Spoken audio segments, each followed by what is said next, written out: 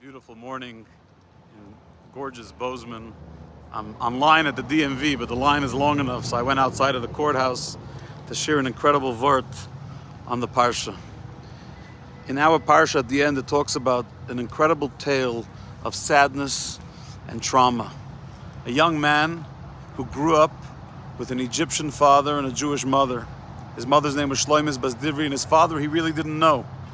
Because though his father was an Egyptian who had an extramarital relationship with his mother, his father was ultimately killed by Moshe Rabbeinu. And Moshe Rabbeinu in the book of Exodus, when Moses defended a fellow Jew who was being tortured and almost dead by killing this Egyptian fellow. So he grew up knowing that his mother is the only Jewish woman in Egypt to have an extramarital affair with an Egyptian. He actually didn't get to know his father well because his father was killed. And now he wants to join his maternal tribal encampment with the tribe of Dan, and he was told by a member of the tribe of Dan, you're not welcome here because it goes by your dad. It's paternal, not maternal, the tribal lineage. They go to Moses, and Moses agrees that he doesn't have a natural inheritance together with the tribe of Dan. So he's so upset that he curses God's name. He's a blasphemer. So the trauma and the sadness of this young man's life is very real. It doesn't mean we excuse his behavior. Blasphemy is prohibited for Jews and Gentiles. It's one of the 7 Noahide laws, so there's no excuses there, and he gets put to death. But Moshe Rabbeinu understood when he had to make that ruling that he doesn't get a tribal spot together with the tribe of Dan. Moshe knew better than anyone else who this young man was because he had killed his father, and he understood what this man was dealing with and living with. But the truth is the truth, and he had to share it.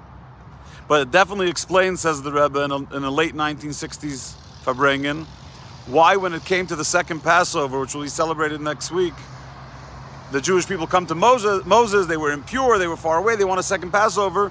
Moses gets an answer from God instantly, and Rashi tells us that he had 24/7 access. Right there, the Shekhinah, the divine presence, was available to Moses the entire time.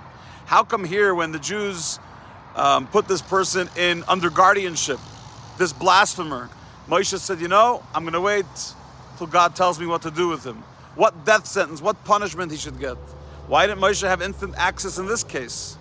Says the Rebbe, of course, if Moses wanted instant access, he would have it. But why rush it when you know that the outcome is not going to be pretty? You know that this man is going to have a very bitter end because his choice of committing blasphemy is going to be punishable by death. Which death? Okay, God will tell us which death, but do I have to run to God and get the answer? What's the emergency? Can't I let this guy live a few more days on God's green earth?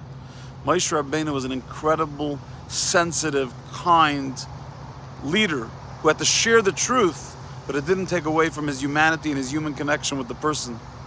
And so in this case, he didn't rush to get an answer from God, because why rush when you know the outcome is going to be negative? He said, let's keep the guy in jail, so to say, under protection so he doesn't run away.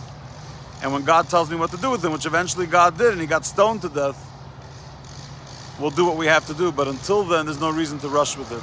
Just a reminder that even when someone's a blasphemer, it doesn't mean we need to be less sensitive, less kind, and take away our humanity. We always need to be the ones representing the goodness in the world, even if we're dealing with wicked and evil people. Let that sink in, and have a wonderful Shabbos.